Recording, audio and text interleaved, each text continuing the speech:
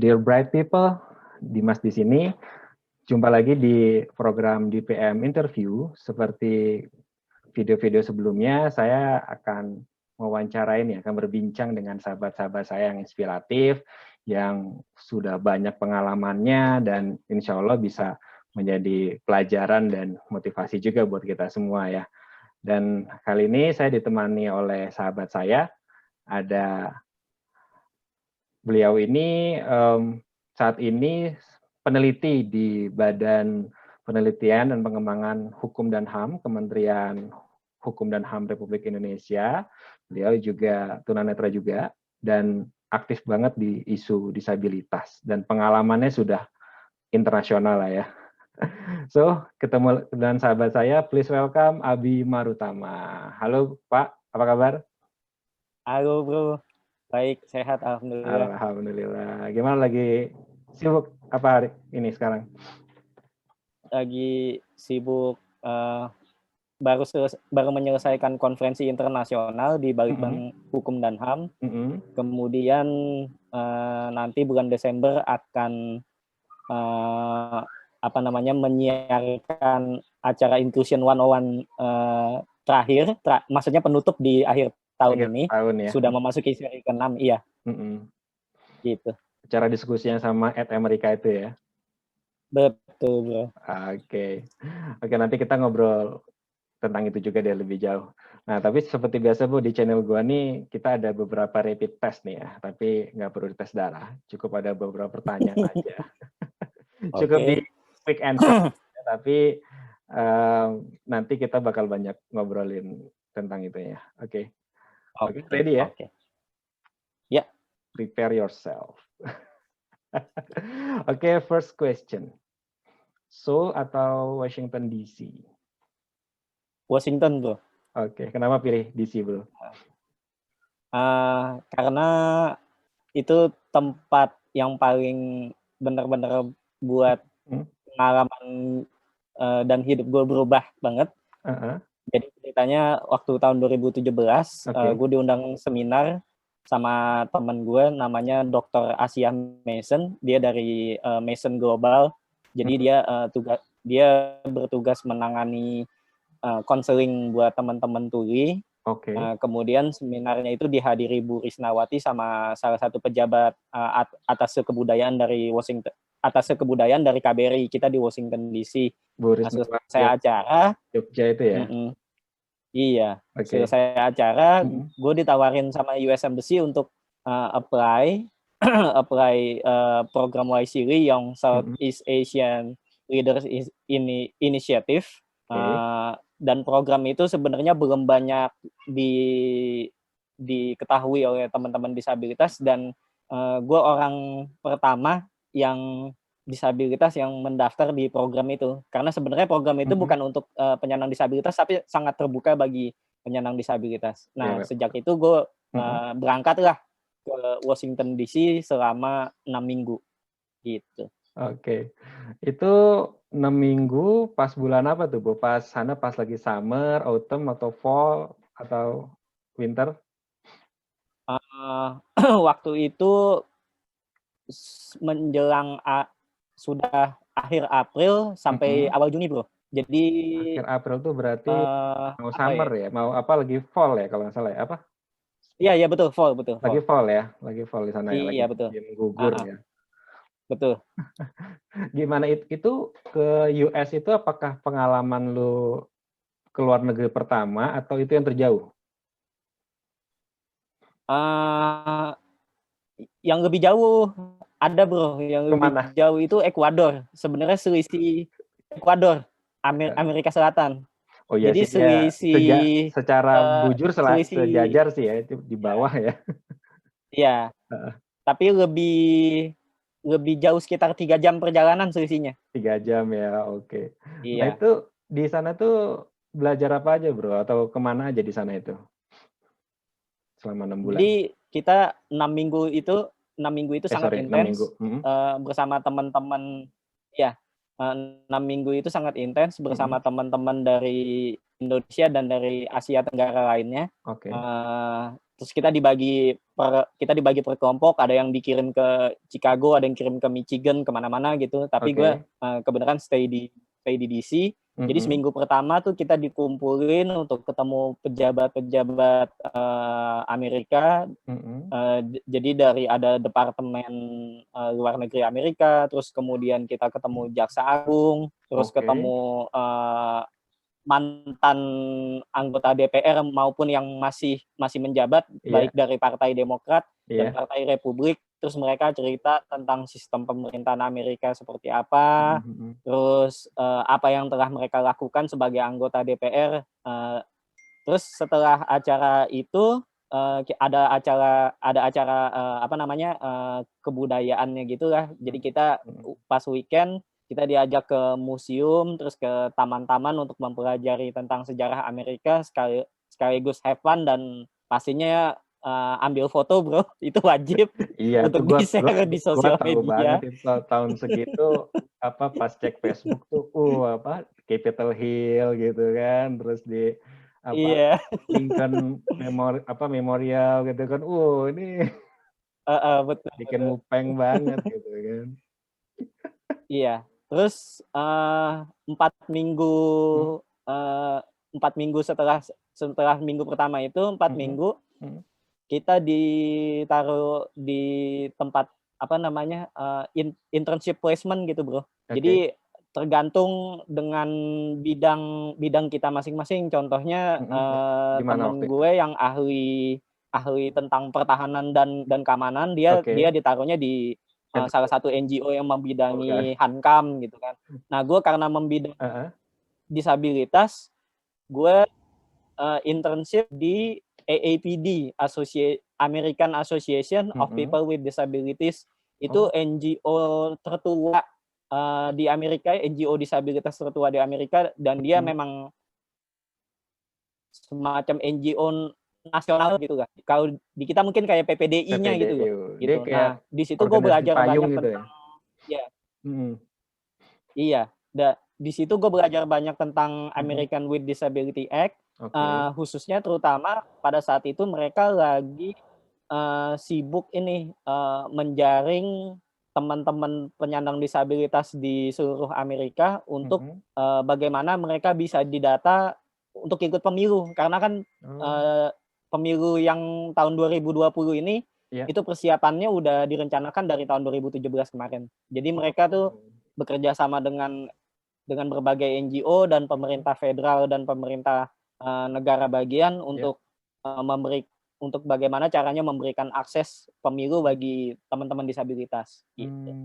Ternyata di sana juga untuk pendataan disabilitas juga masih masih berjuang juga ya untuk itu ya. Iya, betul, masih ada perjuangan walaupun sebenarnya sudah didigitalisasi. Umumnya di beberapa negara bagian memang masih ketinggalan ya, karena ternyata infrastruktur di Amerika itu sama kayak di kita juga ada ketimpangan. Juga ya? Jadi kalau kayak LA, Washington DC gitu. Iya, kalau negara bagian yang relatif pusat bisnis atau pusat hiburan itu infrastrukturnya maju banget, karena kan pajaknya banyak. Pajaknya banyak, pemerintah tuh bisa bangun apa aja. Tapi negara-negara yang kayak negara bagian yang kayak Dakota gitu, katanya tuh infrastrukturnya minim gitu.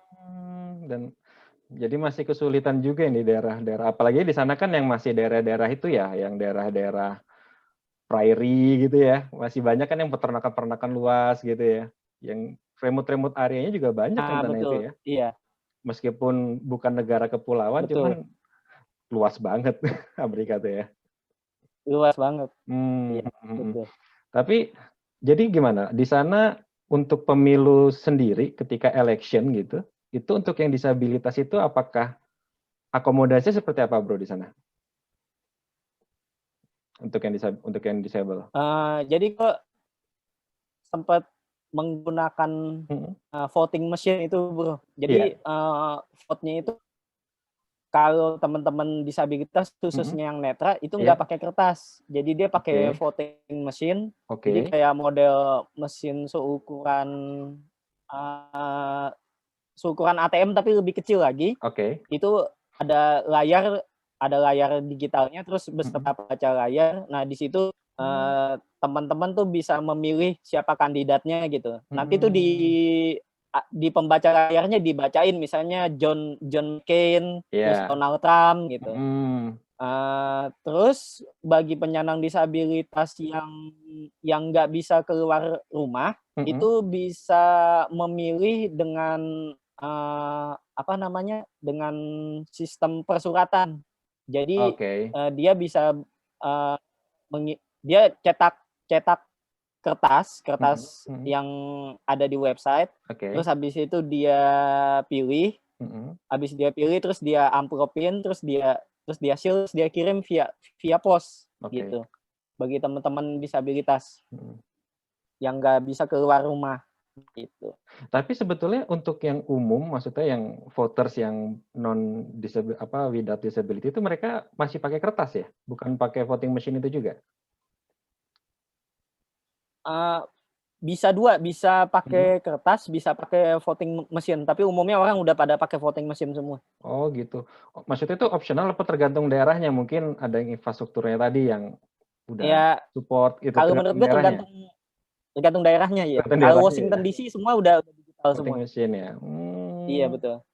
Keren ya. Berarti kayak ketika tunanetra pengen voting ya tinggal masuk bawa headset gitu ya.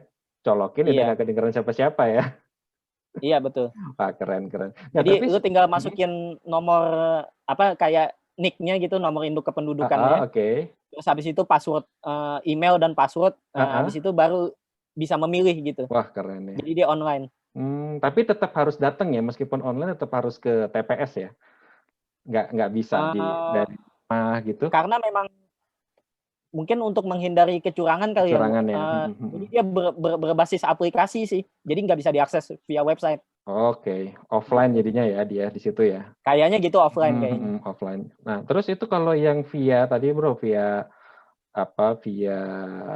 pos mail tadi itu, yang via pos itu kalau setahu gue kan kalau misalnya kayak di Australia kan itu memang ada opsi seperti itu kan, maksudnya bukan hanya buat yang disabilitas tapi buat yang nggak disabilitas pun kalau dia ada, karena di sana wajib kan buat milih. Kalau di Australia kan wajib, jadi dia bisa by phone atau by mail gitu. Nah kalau di sana itu yang umum juga bisa kan pakai by mail gitu kan ya? Boleh juga sih, tapi memang diprioritaskan untuk yang disabilitas. Gitu. Ya. Wajib nggak sih kalau di sana itu untuk voting? Apa? Untuk vote setiap warga negara wajib nggak? Nggak wajib loh, itu hak. Jadi hak ya? abstain juga boleh. Boleh ya? Abstain juga boleh. Oke, kalau gitu keren ya. Oke, itu kan dari segi election bro, tapi kan di sana juga belajar banyak lah ya soal masalah tentang disability. Nah, mungkin hal yang paling kentara gitu, yang paling penting yang menurut lo yang itu bisa diadopsi di sini apa bro, di Indonesia? Apa yang mereka sudah lakukan gitu? Kalau di Washington sih sama di Virginia, itu pemerintahnya memang care terhadap teman-teman disabilitas karena memang itu ibu kota ya. Dan Virginia juga kan nggak jauh dari ibu kota kayak dari Jakarta ke Tangerang lah gitu. Itu memang infrastrukturnya dibangun sedemikian rupa sehingga akses untuk penyandang disabilitas bermobilitas secara mandiri gitu. Jadi seperti misalnya subway, walaupun subway-nya itu udah model lama banget bangunannya, termasuk keretanya juga model lama banget, tapi dimodifikasi untuk dibikin sejajar sehingga yang pakai kursi roda misalnya itu bisa naik subway secara mandiri. Pas terus, di peronnya ya. Terus di setiap pintu-pintu, jadi kan subway itu kan kita turun ke bawah ya, ke bawah tanah gitu kan. Nah, itu ada pintu khusus disabilitas. Jadi kalau penyandang disabilitas yang butuh bantuan dari petugas subway, dia bisa tekan tombol, terus dia kira-kira nunggu sekitar 1-2 menit, petugas akan datang untuk menjemput dia untuk nganterin sampai naik subway. Dan nanti petugas itu juga akan ngasih tahu. Jadi si petugas akan nanya nih, misalnya gue mau turun di stasiun apa gitu. Nah, nanti dia akan lapor ke stasiun itu bahwa minta tolong jemput orang ini yang ada di gerbong sekian. Jadi dicatat sama dia sekian pakai baju gitu. Berarti jadi ntar dijemput. Berarti ketika kita datang itu ada kayak model tombol yang di pesawat itu ya, kalau kita minta bantuan pencet tombol ini gitu ya. Pas datang di stasiunnya seperti itu ya. Iya. Itu mungkin sekarang kalau nggak salah itu kayak di busway, di kereta tuh mulai ada diadopsi sih, cuman masih manual ya. Maksudnya masih kalau kita datang, kalau ada petugasnya nyamperin ya nanti. Kalau nggak salah seringan tuh kalau gua naik busway sih, dia kadang-kadang kayak kontak temen yang di mana gitu kayaknya ya. Buat siap-siap kalau kita turun di halte mana gitu, mirip-mirip kayak gitu kali ya. Iya. Oh iya, sama halte bisnya itu. Iya, kalau bis gimana di sana, Bro? Iya, halte bisnya gue sempet naik. Jadi memang dia ada layar sama kayak di kita tuh. Ada layar yang menjelaskan kedatangan bisnya itu sekitar berapa pagi. Terus di samping itu ada tombol untuk disabilitas. Jadi kalau ditekan itu tombol itu akan membacakan layar itu. Gitu. Oh iya, kita situ belum ya, kita belum ada. Iya. Dan setiap bis itu ketika dia berhenti, dia akan menyebutkan nomor bisnya dan tujuan selanjutnya. Jadi penyandang disabilitas itu tahu, misalnya bis 15A itu menuju terminal mana gitu. Oke. Itu suara di haltenya? Apa dari bis? Bukan, suara dari bisnya. Oh, dari bisnya. Kedengeran kencang ya. Iya. Dan setiap di halte juga ini juga ada announcement-nya juga. Iya. Setiap berhenti di mana gitu ya. Iya, lampu lalu lintas juga yang apa pelikan cross itu pelikan cross, Iya, pelikan cross itu di Amerika sudah lama banget, itu udah di setiap sudut kota ada, Bro. Di setiap sudut lampu lalu lintas itu. Kalau di sini sih kadang-kadang ada, cuman ada yang rusak atau kalau ada pun kadang-kadang dicuekin masih ya. Dicuekin sama motor-motor. Ya itu gue juga nemu tuh kalau di Australia itu, nggak tahu di sana sama nggak. Jadi dia itu selain ada suara beep-nya gitu kan, dia juga ini vibrating juga tuh, bergetar juga. Jadi kalau dipegang mungkin itu enggak, Bro. buat yang deaf blind gitu loh. Jadi kalau misalnya pas dia itu pas hijau gitu kan, suruh jalan, dia selain beep juga getar tuh ininya gitu. Jadi mungkin buat yang deaf blind tuh jadi dia tahu gitu kan.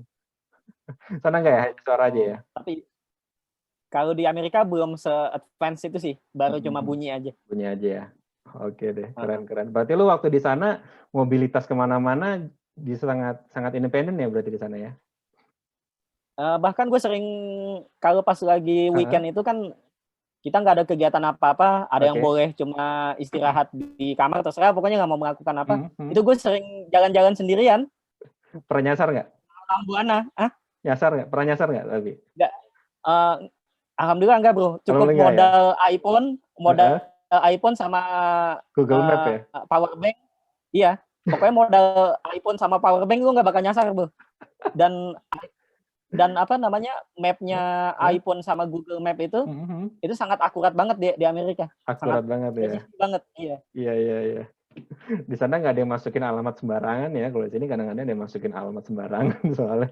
Iya benar. Jadi di sana tuh nggak bakal nyasar ya kalau udah ada modal iPhone sama Google Map. Oke, Bu, keren. Nah, kalau di Seoul sendiri, Bu, di Korea, kalau nggak salah kan pernah punya pengalaman di sana juga ya? Kayaknya ikut acara yang cukup penting juga tuh di sana. Bisa ceritain nggak? Ya, jadi gue pernah ke Seoul. Sebenarnya terlalu banyak sih gue ke sana sampai 5 kali. Iya, beberapa kali sih ya. Iya, jadi yang sebenarnya yang benar-benar konferensi itu cuma 3 kali, tapi yang 2 kalinya itu liburan sebenarnya. Jadi yang konferensi ini tahun 2016 bukan konferensi sih, apa namanya, semacam youth exchange program gitu juga untuk khusus penyandang disabilitas ini. Diselenggarakan oleh Rehabilitation International Korea yang uangnya itu didanai sama Kementerian Kesehatan dan social welfare-nya Korea gitu. Jadi dia ngundang 10 peserta setiap tahunnya tuh dari negara-negara Asia Pasifik. Nah, gue berangkat tahun 2016. Nah, di sana karena memang Rehabilitation International itu sebenarnya fokusnya ke disability empowerment-nya itu melalui ICT gitu. Jadi di sana tuh gue diperkenalkan dengan dunia ICT-nya orang Korea itu seperti apa gitu. Terus di samping itu juga ada pelajaran-pelajaran informasi terkait dengan kebijakan dan peraturan perundang-undangan di Korea yang memang memberikan jaminan hak pekerjaan, hak pendidikan, dan hak-hak lainnya bagi penyandang disabilitas. Sama dikasih lihat berbagai infrastruktur yang ada di Korea gitu. Gimana kalau dibandingkan dengan di US, dengan di sini gimana bro? Apa plus minusnya bro? Kalau di Korea gue merasa lebih futuristik ya ketimbang Amerika sebenarnya. Gimana tuh futuristiknya?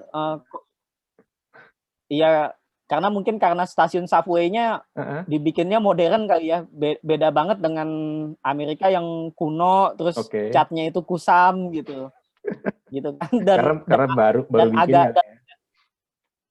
Iya, dan agak gelap gitu. Bangunan-bangunan di Amerika gitu kan. Iya. Terus pavement-nya trotoarnya itu sebenarnya lebih bagus di Korea menurut gue karena lebih tingkat jadi kalau di Korea itu tinggi trotoarnya itu kan memang sejajar dengan jalan raya. Nah, dia dibikin sejajarnya itu dari ujung ke ujung, beda sama Amerika. Kalau Amerika ujungnya landai, terus ujung sebelah sananya juga landai, tetapi di tengah-tengahnya gitu agak tinggi gitu. Iya, agak naik kalau model trotoar Amerika gitu. Tapi kalau trotoarnya Korea itu dia sepanjang trotoar itu ya sejajar semua gitu. Dan itu lebih bagus. Tetapi ada hal yang menarik nih dari Korea, ternyata walaupun pemerintah tuh sudah bangun infrastruktur yang sangat aksesibel banget di Korea, tetapi ternyata teman-teman disabilitas itu jarang yang menggunakan infrastruktur itu. Mereka lebih nyaman naik kendaraan pribadi mereka. Umumnya mereka rata-rata punya kendaraan pribadi sih, umumnya rata-rata ya. Alasannya karena ternyata stigma terhadap penyandang disabilitas di Korea itu masih tinggi bro. Jadi dia tuh di masih dianggap kayak kelas 2 lah penyandang disabilitas. Beda dengan di Amerika. Orang Amerika lebih open minded dengan teman-teman disabilitas. Bahkan mereka siap membantu gitu. Walaupun bukan petugas, aja pernah ditolong sama penumpang lain gitu. Iya. Berarti ya mungkin ya karena kultur Asia juga kali ya di Korea itu ya mirip-mirip. Tapi di sini sebetulnya ya masih sih, cuman ya ada progres lah ya. Iya. Oke. Nah, tapi kan sebetulnya gini bro, lu udah sampai karir sampai saat ini, terus juga pengalaman internasionalnya banyak gitu kan. Itu kan juga perjuangannya dari awal pasti luar biasa lah itu perjuangannya ya. Lu sebetulnya apa tunanetranya itu dari kapan dan itu kenapa itu bro? Gue tunanetra dari lahir. Jadi dari sejak lu nggak eksis ya di kalangan kita ya? Mengucilkan diri bro. Iya, lu eksisnya pas udah ini kan udah gede gitu kan. Iya. Jadi dari lahir gue sakit ada glaukoma gitu. Jadi mata kanan gue tuh sebelah udah nggak lihat sama sekali. Tinggal sisa yang kiri juga nggak full 100% sih. Kalau gue estimasi mungkin sekitar 60% lah. 60. Jadi masih cukup bagus kalau buat jalan, tapi kalau di pagi atau siang hari, tapi kalau malam sangat tidak direkomendasikan gitu untuk jalan di malam hari gitu ya. Nah, jadi gue dulu sekolah di semacam PAUD gitu ya. PAUD swasta. PAUD itu memang khusus untuk teman-teman disabilitas. Dulu gue sekolah di Yayasan Rawinala bro, di daerah Condet. Iya, iya, iya. Lu nggak salah masuk itu. Iya, jadi umur berapa tahun ya? Sekitar 4 atau 5 tahun gitu gue sekolah di situ. Terus ternyata setelah di-assess sama guru di sana, katanya bisa nih sekolah di sekolah umum, jadi nggak perlu sekolah di sekolah khusus. Nah, semenjak itu gue dari SD sampai kuliah, gue kuliah di tempat-tempat umum, dan pergaulan gue sebenarnya lebih banyak sama teman-teman yang non disabilitas bro, ketimbang yang disabilitas gitu. Makanya kan gue sempat googling kan, nah gue baca juga tuh tentang lu ternyata dari lahir, terus juga sempat masuk ke tadi Raminala itu kan. Cuman kayaknya kalau gue kan ya lu berarti di Jakarta juga kan? Iya. Kalau di Jakarta kita kan biasanya kan ke Mitra Netra ya kan buat pendengar belajar, tapi kan lu kayaknya nggak pernah kedengeran, tiba-tiba muncul pas sudah ini aja kan, pas sudah di Young Voice ya. Iya, karena gue dulu sekolah di sekolah umum dan nggak pernah bergaul dengan teman-teman disabilitas. Iya, gue juga umum juga, cuman umum kita kan kalau ngerjain PR ke Mitra waktu itu. Oh. Iya, yang anak-anak umum itu kan juga SMP, SMA umum, tapi kalau pas kita ngerjain tugas, terus juga minjem buku gitu kan, yang buku atau kaset, braille, kita kan Mitra Netra waktu itu kan kalau di Jakarta. Kalau lu gimana waktu itu selama sekolah itu? Like normal children, bro. I mean like general, like children in general gitu. In general. Gue ngerjain PR ya karena penglihatan gue masih sekitar 60% kan, artiannya gue masih bisa mengerjakan segala sesuatunya sendiri gitu. Tentunya dengan kacamata berarti ya?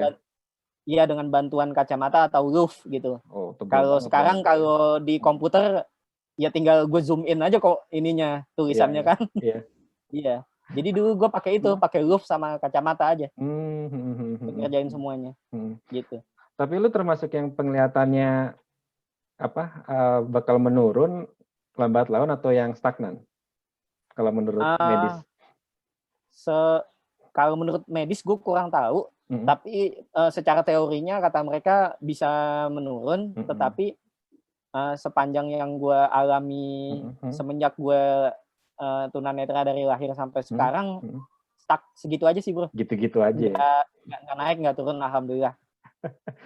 Ya alhamdulillah, yang penting masih bisa inilah ya. Tapi kan sekarang dibantu screen reader, pakai itu kan jadinya bisa saving penglihatan juga tuh. Jadi nggak maksain saraf buat ngeliat gitu kan. Iya betul.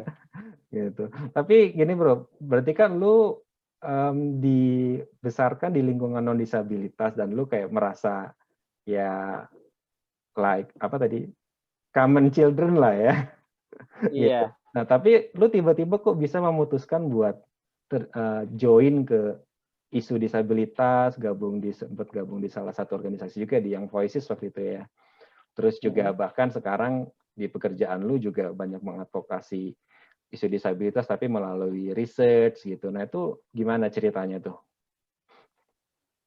Ceritanya dulu cita-cita gue dua bro. Pilihannya kalau nggak jadi lawyer atau jadi jaksa, karena gue lihat pekerjaan dua itu pekerjaan yang menurut gue bukan dari hanya segi materinya, tapi dari segi prestisnya kayaknya keren gitu. Kalau jadi dari kecil emang udah interest sama dunia ini hukum ya?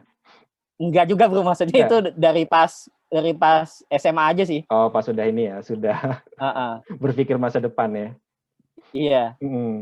Kan gue lihat kayaknya jaksa keren ya, bisa nuntut orang. Setelah orang dinyatakan bersalah sama pengadilan, terus tugas gue untuk mengeksekusi putusan pengadilan gitu, misalnya eksekusi mati. Nah, gue ngebayangin jadi jaksa, gue menghadiri proses eksekusi kematian seorang terpidana gitu. Apa lu baca keren banget gitu kan? Baca novel-novel John Grisham ya?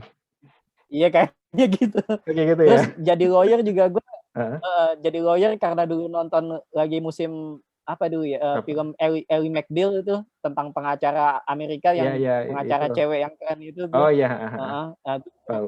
Nah, gue juga terinspirasi, ternyata kelihatannya keren nih. Udah kan gue sekolah dan sekolah gue alhamdulillah bener, IPK-nya cukup lumayan bagus gitu. cum laude lah pokoknya intinya. Terus kemudian gue ngelamar ya, jadi jaksa. Di Untar ya waktu itu ya S1-nya ya. Betul, iya.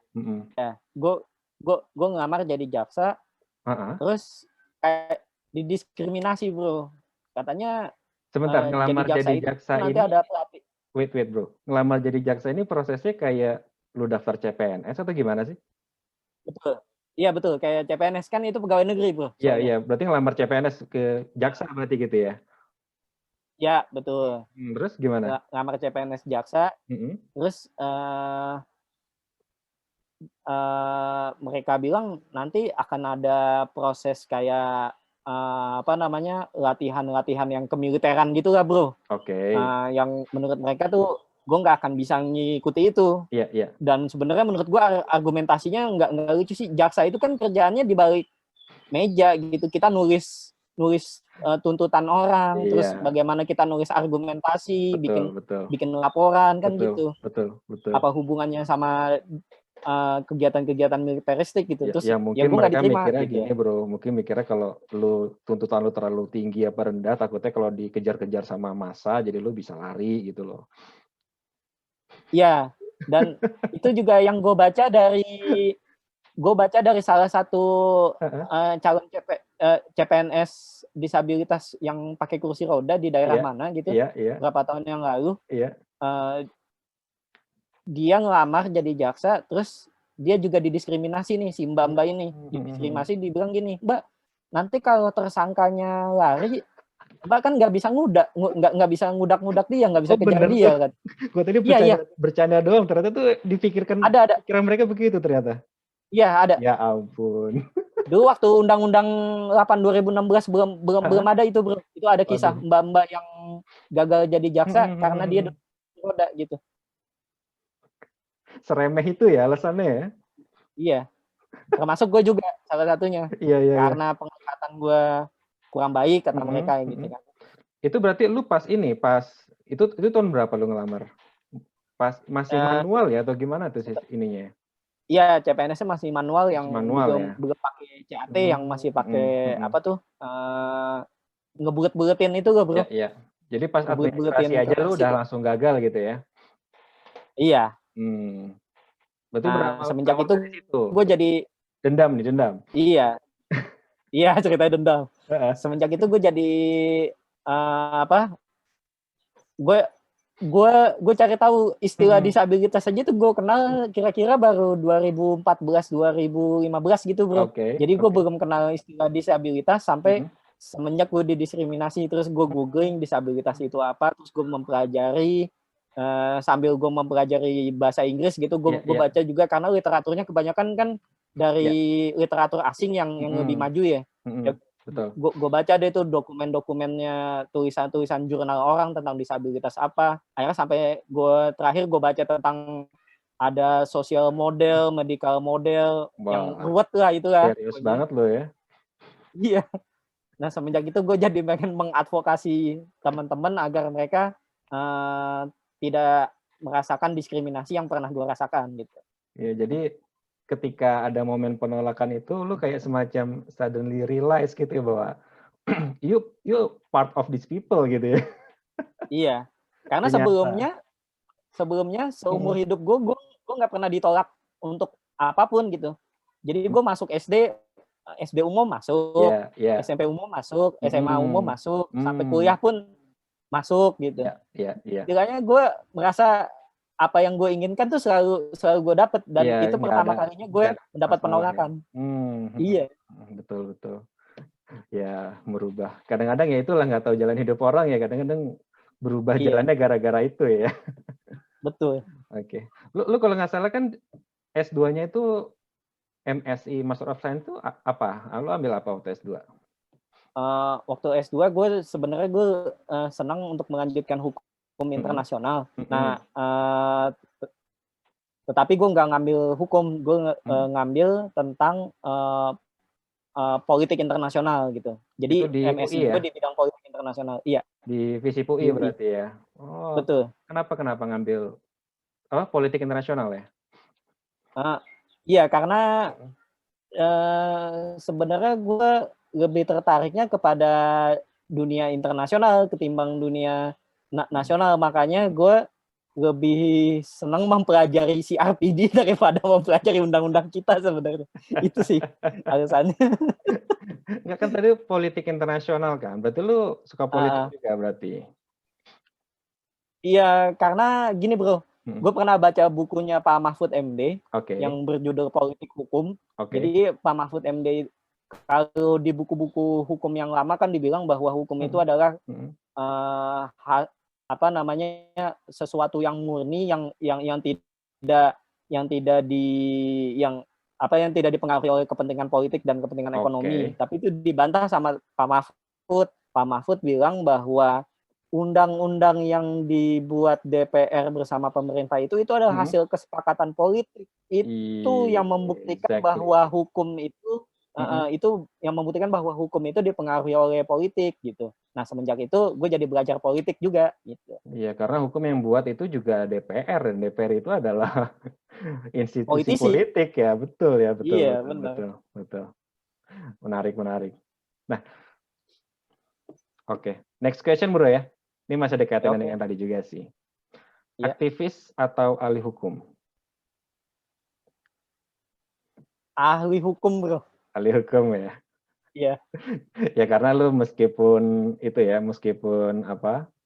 lu aktivisme juga lah itu karena memperjuangkan isu tapi lu melalui profesi lu saat ini gitu ya. Iya. Oke. Nah, next question bro ya. Nah, ini nih agak sensitif nih bro. Waduh. Ini agak sensitif di kalangan teman-teman disabilitas sih. Ada pro dan kontra. Tapi terserah sih lu mau jawab atau enggak ya. Tapi kayaknya lu pasti mau jawab. Ini. Revisi Perpres KNDI atau tidak revisi? Revisi bro. Kenapa? Apa sih yang perlu direvisi? Baru-baru ini sahabat kita tuh dari Kota Padang menulis. Udah Antoni Saputra kalau kenal. Tahu. Itu menulis di mana ya? Ada di jurnalnya New South Wales University kalau nggak salah. Itu tentang kritiknya dia terhadap KNDI dan gue baca. Dan gue juga baru-baru ini juga menulis, bukan baru-baru ini sih, beberapa bulan yang lalu gue menulis tentang KNDI ini juga, cuma bedanya gue bukan jurnal, gue lebih kayak wartawan gitu, terus ngasih kolumnis bukan wartawan, kolumnis. Iya, esai. Iya, opini, terus gue terbitin itu di salah satu media Korea yang punya teman gue, jadi berbahasa Inggris dan bahasa Korea. Nah, jadi intinya opini gue menyatakan bahwa yang namanya Komisi Nasional Disabilitas itu konsepnya adalah dia seperti Komnas HAM. Dia seperti Komnas Perempuan, seperti Komnas Anak yang basisnya adalah hak asasi manusia. Nah, di dalam konsep Komisi Nasional tentang hak asasi manusia itu diatur di dalam Paris Principle. Paris Principle itu jadi prinsip-prinsip yang diakui oleh negara-negara PBB bahwa suatu komisi nasional untuk hak asasi manusia atau komisi yang lainnya gitu, komisi yang masih terkait dengan HAM juga seperti Komisi Anak dan Komisi Disabilitas, itu salah satu prinsipnya adalah independensi. Nah, kalau gue lihat di Perpresnya itu sekretariatnya ada di bawah Kemensos ya. Kementerian Sosial. Sehingga independensinya itu akan diragukan karena pasti akan dapat tekanan dan pengaruh dari kebijakan Kementerian Sosial. Sehingga ini bertentangan nih dengan konsep Paris Principle nih. Itu yang gue tulis di esai gue itu. Iya. Jadi yang jadi poin utama adalah soal independensi gitu ya. Iya. Tapi sebenarnya gini Bu, mungkin buat viewers yang belum tahu gitu ya. KND itu kan tadi Komisi Nasional Disabilitas Indonesia ya. Nah, itu sebetulnya itu pentingnya adanya itu untuk Indonesia itu apa sih, dan kira-kira kalau lu ada komparasi nggak kayak mungkin kayak di US atau Korea, apa mereka punya kayak semacam KNDI juga nggak gitu, dan peran mereka bagaimana kalau di negara-negara itu kalau misalnya ada? Berapa tahun yang lalu gue Oke. pernah diundang sama Kemenko PMK ya. Yes. Terus ada fellow dari Australia, kalau nggak salah dia dari Komisi Nasional Disabilitas Australia, Oke. yang dia cerita peran pentingnya Komisi Nasional Disabilitas di Australia sebagai penyeimbang dan juga lembaga monitor kerja-kerja pemerintah dalam isu disabilitas. Yeah. Kemudian kalau mengutip salah satu petinggi di Komnas HAM, Komnas HAM itu juga sendiri mendukung, walaupun kan sekarang isu disabilitas, maksudnya sebelumnya isu disabilitas itu ada salah satu desk di Komnas HAM yang mengerjakan gitu kan. Tetapi Komnas HAM sendiri ternyata mendukung untuk pembentukan itu karena alasannya tugas dan peran Komnas HAM itu terkait dengan pelanggaran HAM berat, misalnya terkait dengan kasus 98 dan kasus gitu ya. malari dan sebagainya ya gitu. Jadi Komnas HAM itu merasa mereka tidak kompeten untuk menangani isu disabilitas karena pertama orang-orang mereka bukan orang-orang dari penyandang disabilitas yang memahami isunya secara utuh gitu ya. Jadi mereka hanya asumsi dan persepsi kan. Terus kedua, mereka bilang tugas mereka ini berkaitan dengan isu HAM berat, sehingga mungkin tidak cocok dengan tugas dan fungsi mereka untuk memahami isu disabilitas. Nah, sehingga memang agar persoalan disabilitas ini bisa ditangani dengan baik, mereka tuh mendukung banget teman-teman disabilitas itu untuk membentuk Komnas Disabilitas yang diisi oleh komposisinya oleh misalnya dari 80% penyandang disabilitas, 20% non disabilitas yang memahami isu disabilitas gitu. Nah, kalau kita lihat di level Asia Tenggara juga sudah banyak negara-negara Asia Tenggara yang sudah membangun Komisi Nasional Disabilitas. Kalau gue nggak salah itu ada Thailand, kemudian ada Filipina dan ada Singapura yang sudah punya itu, dan memang tugas mereka itu penting untuk kemudian mereka bisa mengkoordinasikan pemerintah nih, termasuk memberikan transfer ilmu mengenai konsep disabilitas, karena kalau yang gue lihat banyak kebijakan terkait dengan program-program disabilitas ini banyak didasarkan pada asumsi para pengambil kebijakan, tapi bukan pada perspektif yang benar, karena seringkali penyandang disabilitasnya itu tidak dilibatkan dalam proses pembentukan kadang-kadang nggak berbasis ilmiah juga lagi ya. Iya betul. Harapannya dengan adanya KNDI ini, KNDI ini bisa menjadi salah satu lembaga konsultasi. Jadi misalnya Kementerian Perhubungan mau bikin konsep transportasi yang ramah disabilitas. Nah, konsultasinya itu nanti bersama KNDI gitu. Oke. Berarti hal simpel yang mungkin kalau misalnya KNDI nanti ada dan independen dan bekerja dengan harapan gitu ya, berarti hal simpel yang nanti bakal dirasakan oleh teman-teman disabilitas itu adalah ya tadi ya, tidak ada lagi yang bangun sesuatu tapi kayak misalnya bangun guiding block tapi nanti ujung-ujungnya ketemu tiang gitu ya. Harusnya nggak ada seperti betul, itu ya. Iya, harapannya seperti itu. Karena ada yang dikonsultasi gitu ya. Iya, betul. Oke, Bro. Keren, Bro. Keren. Nah, oke, Bro. Jadi gini tadi sudah pokoknya perjalanan lu luar biasa sih, pokoknya dari awal terus juga ini. Tapi lu merasa nggak sih bahwa dengan kondisi mungkin gini, ketika lu waktu awal-awal kan lu nggak merasa sebagai seorang disabilitas berarti kan ya, ketika tadi sebelum ditolak tadi itu gitu ya. Nah, momen lu ketika lu itu ada ini nggak? Lu ketika lu merasakan itu ada kayak semacam momen lu denial nggak, kayak penolakan bahwa gue bukan disabilitas atau gimana gitu? Ada nggak momen seperti itu atau ya lu smooth aja transisinya?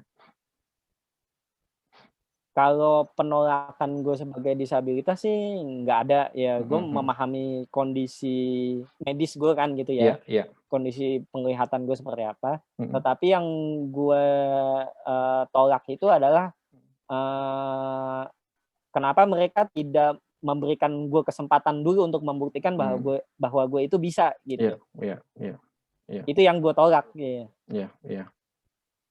Berarti lu sudah memandang seperti itu ya, bahwa ya disabilitas itu ya bukan harusnya jadi penghalang gitu ya. Maksudnya nggak jadi alasan buat seseorang jadi diskriminasi gitu ya. Kasih kesempatan aja dulu gitu ya. Oke. Iya. Nah, terus tapi lu juga merasa gini nggak, Bu, ketika lu sudah menyadari tadi bahwa I'm a part of these people gitu kan, dan lu juga mau memperjuangkan isu disabilitas. Lu kayak semacam apa ya?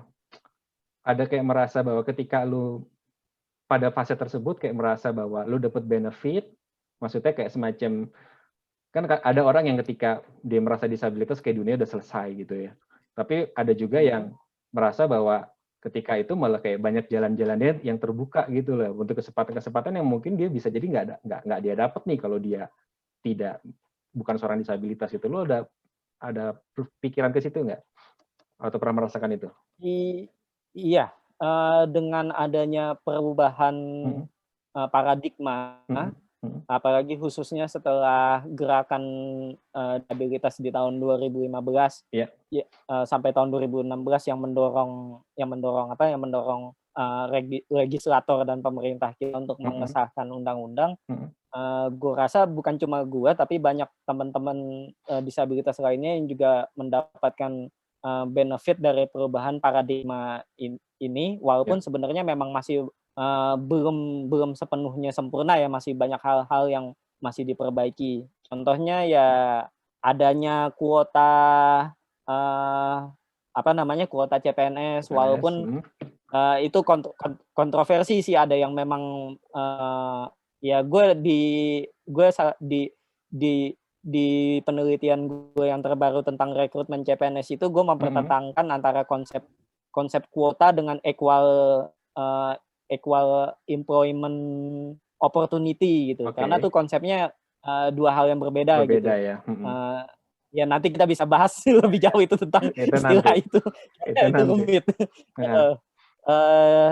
Pertama kuota, terus kedua program-program seperti misalnya naik Transjakarta gratis gitu kan.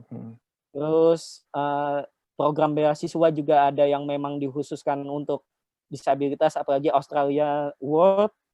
Terus program-program Amerika juga banyak yang mengusung disabilitas. Dan gue merasa kalau gue nggak disabilitas, gue belum tentu terpilih. Nah, ini ada sedikit joke bro ya. Jadi boleh. Itu kan suka ikut pengajian gitu. Terus di akhir pengajian gue ngobrol-ngobrol sama ustadz gue gitu. Terus gue minta didoain supaya sehat gitu kan. Doa yang umum lah gitu kan sama Pak Ustadz. Terus tapi Pak Ustadznya ngomong gini, tapi saya nggak usah doain biar mata kamu sembuh ya. Emang kenapa Pak Ustadz? Oh, justru karena penglihatan kamu ini kurang bagus, kamu bisa dipanggil kemana-mana. Nanti kalau kamu udah ngelihat sempurna, jangan-jangan kamu udah nggak dipanggil lagi katanya gitu. Jadi gitu joke parah Ustadz nih. Tapi poinnya sebenarnya bukan itu, menurut gue. Poinnya adalah lu karena tadi lu ada menerima diri lu dan bahkan lu mau memperjuangkan itu sebetulnya sih, bukan karena lu disabilitas aja. Karena banyak teman-teman kita yang disabilitas juga, cuman dia mungkin masih denial atau tidak mau mengoptimalkan peluang yang dia punya gitu. Karena banyak kan yang merasa bahwa gue nggak bisa lihat, ya udah gue di rumah aja lah, nggak mau ngapa-ngapain, paling gue nggak mau ngelamar kerja, paling gue juga ditolak, gue nggak mau ini, paling juga ini, ya akhirnya nggak kemana-mana gitu kan ya. Iya, kalau gue melihatnya dua sisi sih, maksudnya gini. Apa yang lo sampaikan tadi benar, mungkin dari faktor individunya, tetapi memang ada faktor eksternal bro. Sistem ya, gue lingkungan gue termasuk yang bersyukur gitu, maksudnya dibesarkan di keluarga yang cukup mampu secara ekonomi, sehingga gue bisa mengakses layanan-layanan pendidikan yang terbaik lah gitu. Ya dan kan bisa mengakses hal-hal itu, sehingga kita bisa meningkatkan kapasitas kita. Tetapi mungkin memang beberapa teman-teman yang dari keluarga yang katakanlah kurang mampu, ini yang menjadi masalah. Ini yang harus memang kita dan pemerintah tuh bantu bersama bagaimana membantu teman-teman disabilitas yang tidak mampu. Gue tuh sering diskusi sama teman-teman US alumni gitu kan yang pernah dapat beasiswa baik short term maupun long term di Amerika. Jadi sebenarnya teman-teman disabilitas itu khususnya milenial itu secara pengetahuan terus secara secara pengetahuan pokoknya mereka tuh bagus. Betul. Tapi confidence mereka itu turun ketika mereka dihadapkan pada bahasa, bro. Jadi yang selama ini mereka menghambat bahasa asing mereka. Jadi selama ini yang menghambat mereka untuk maju adalah salah satunya itu kemampuan bahasa asing. Nah, banyak fellowship maupun scholarship itu kan yang mewajibkan bahasa Inggris kan. Nah, sayangnya juga tempat-tempat kursus bahasa yang mapan gitu ya, yang kelas premium. Gue nggak boleh sebut namanya ya, karena nggak boleh beriklan kan. Pokoknya premium yang ada di mall-mall tuh tempat kursusnya tuh. Itu yang harganya mahal itu aja itu tidak mengakomodasi kebutuhan mereka gitu, apalagi yang gratisan gitu kan. Kayak gue kemarin juga kita pas butuh IELTS itu gitu juga, bro. Jadi pas mau ikut kursusnya tuh nggak bisa gitu. Jadi ya IELTS ya udah belajar sendiri aja gitu jadinya. Iya. Dan itu dia, kita butuh kerjasama dari mungkin teman-teman volunteer yang bisa mengajarkan bahasa Inggris. Kemudian juga kalau gue nggak salah dulu dari kedutaan Australia juga pernah ada ya orang-orang Australia yang anak-anak muda yang dikirim ke daerah Indonesia gitu untuk ngajarin teman-teman disabilitas bahasa Inggris. Nah, tetapi sayangnya setelah orang-orang Australia ini meninggalkan mereka, itu nggak sustainable. Nah, itu memang yang harus yang kita harus perjuangkan agar teman-teman kita ini yang pendidikannya belum terlalu baik tuh bisa mengakses layanan pendidikan itu gitu. Itu menarik tuh. menarik ya. Kayaknya menarik juga kalau bikin program kayak gitu ya. Iya. Oke. Gue lagi coba sama kedutaan Amerika, mudah-mudahan bisa, bro. Oh, udah jalan? Baru rencana, bro. Baru planning. Belum jalan. Boleh gue ikut tuh kalau jalan ya? Boleh, siap. Oke.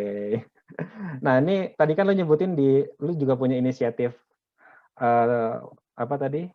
Inclusion 101 tadi ya? Nah, itu katanya mau ada event lagi tuh kapan dan apa berencananya mau bahas apa lo nanti?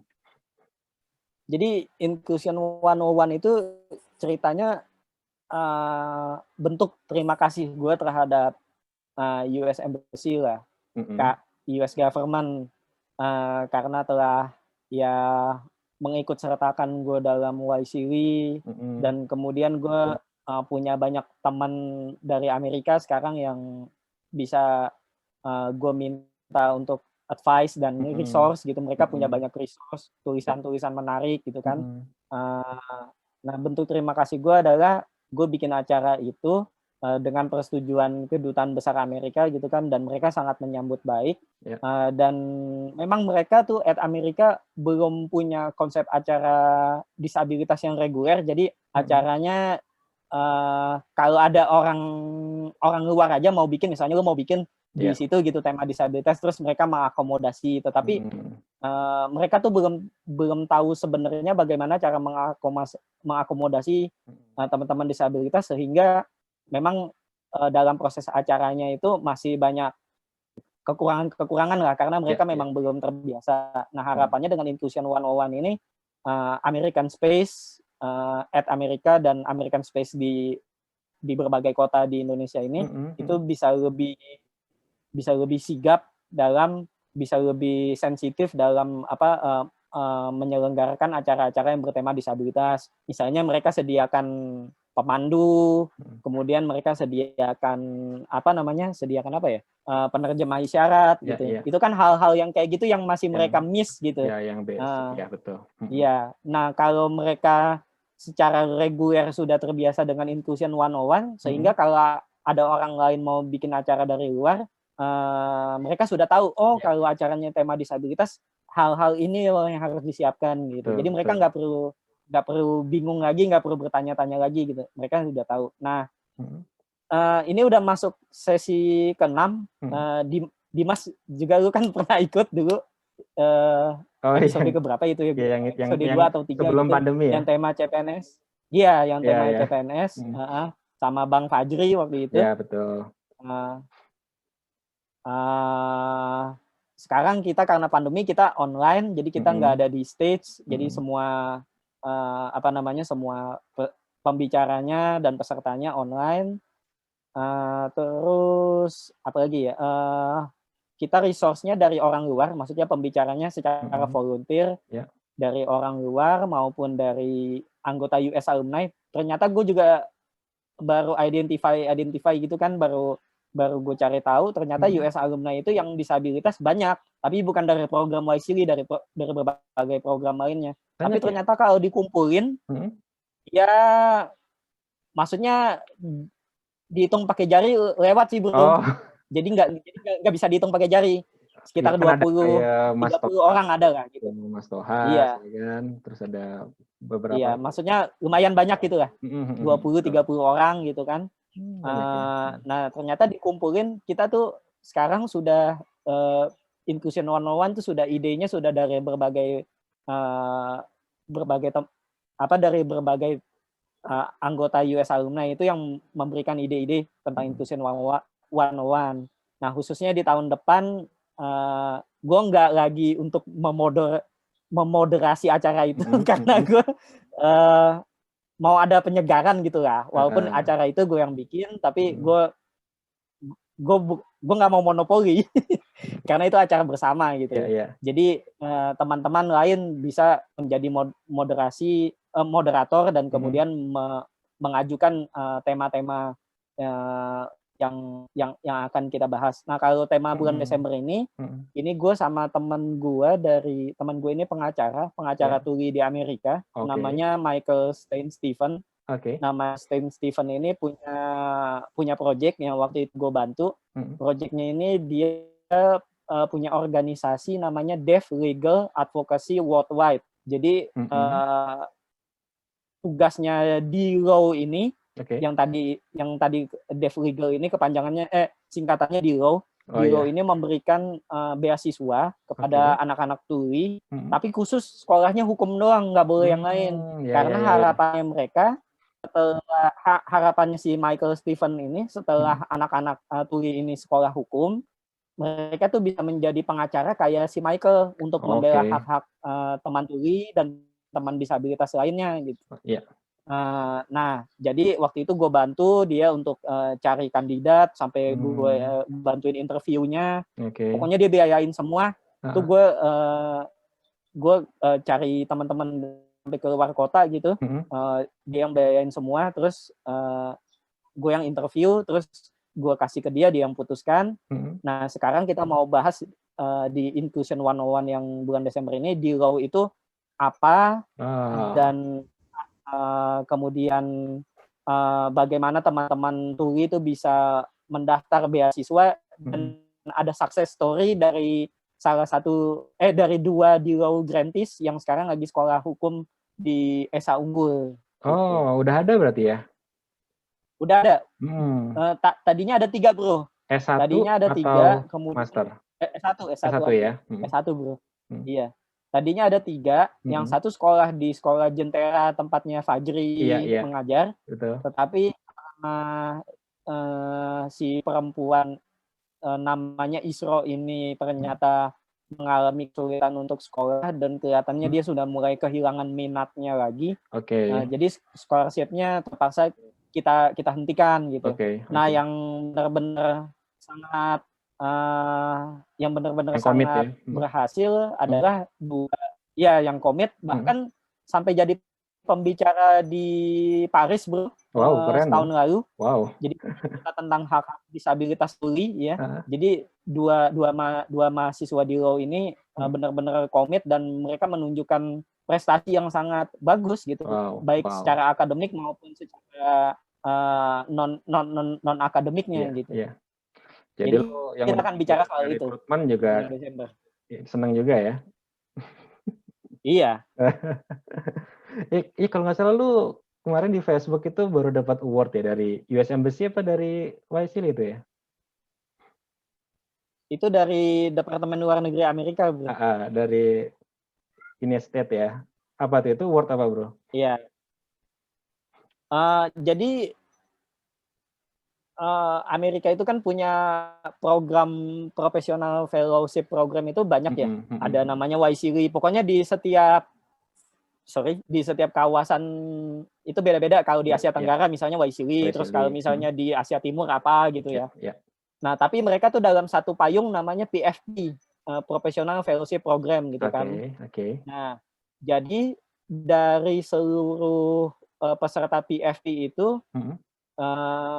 dipilihnya dari yang PFP tahun 2015 sampai tahun 2018 itu dipilih totalnya gue nggak tahu, yang pasti ada ribuan orang ya. Itu dipilih cuma 6 orang, satu orang itu mewakili satu region ya, mewakili region Asia, mewakili region Eropa gitu kan.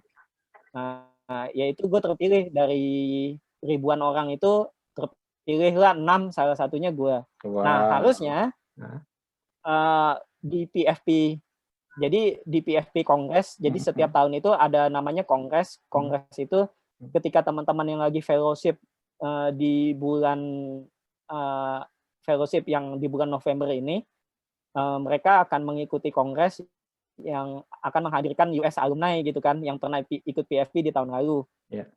Untuk menjadi pembicara, untuk memberikan kayak semacam motivasi, terus tips-tips gitu, sebagai sharing gitu kan. Nah, harusnya gue akan berbicara di Kongres itu di Washington, tapi ya tanggal 2 besok secara tatap muka gitu kan, tapi karena ada pandemi, award-nya akhirnya dikasih secara digital. Dikasih secara digital, terus gue juga berbicara di depan orang-orang juga secara digital. Jadinya terbangnya ditunda sampai tahun depan gitu. Tapi tetap bakal dijanjiin untuk ke situ juga? Iya. Kalau gitu. Jadi ini cuma seremoni aja. Iya. Keren, Bu, keren. Kongres itu buat award-nya ya. Iya. Oke, Bro, kayaknya ini seru banget obrolan kita dan udah lama. Ini kayak rekor nih, ini kayaknya interview terpanjang gue nih selama beberapa video ini. Karena banyak banget yang kita bahas ya. Oke, Bro, pokoknya thank you banget udah ngobrol-ngobrol selama hampir 1 jam ini. Terus juga semoga makin sukses pekerjaannya. Terus juga dengar-dengar lagi apply Fulbright ya buat S3 ya. Insya Allah. Oke, semoga lolos juga, lancar juga semua prosesnya. Amin. Semoga obrolan kita hari ini bisa bermanfaat ya buat banyak orang ya. Oke, thank you, Bro. Sampai ketemu lagi. Sampai ketemu lagi. Thank you, Bro. Oke, ya. Dear Bright People, itu obrolan saya dengan Abi, sahabat saya. Semoga bisa menginspirasi dan jangan lupa like video ini, terus juga subscribe buat yang belum dan juga share